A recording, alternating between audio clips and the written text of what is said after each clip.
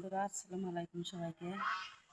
সবাই কেমন আছেন? আশা করি ভালোই আছেন। আমরাও ভালো আছি, আলহামদুলিল্লাহ। এই যে তো আজকে আমি মানগিরি ছানা করব। আপনাদের ওইদিকে কি বলে জানি না, কিন্তু আমাদের এইদিকে বলে যে মানগিরি এটাকে। তো এটা এই যে আমি এখন কাটবো, তুলে নিয়ে আসলাম ব্যাট থেকে। কেটে এটা আমি সুন্দর করে পরিষ্কার করে নেব। মানগিরিটা মাশাআল্লাহ সুন্দর সাদা ধপধপ করছে। তো সিদ্ধ হবে মনে হচ্ছে ভালোই, দেখি বোঝা যাচ্ছে মানগিরিটা। এই যে পরিষ্কার করে নিয়েছে, এখন বটে দিই। মানগিরিটা কিছুটা খেয়েও নিচ্ছে কিসে, এই যে খেয়ে নিছে।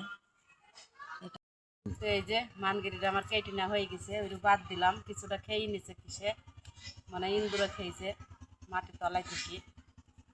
বাদ দিলাম, এরকম পরিষ্কার করে নিলাম। যতটুকু ভাতে দেবো ততটুকু কেটে নেবো ভাত চড়ানোর পরে। এই যে আমি আজকে মানগিরি ছানা করবো। আর মটরের ডাল ভেজে রেখে দিয়েছি, মটরের ডাল বেটে ডিম ভেজে দিয়ে রান্না করবো বড়া করে।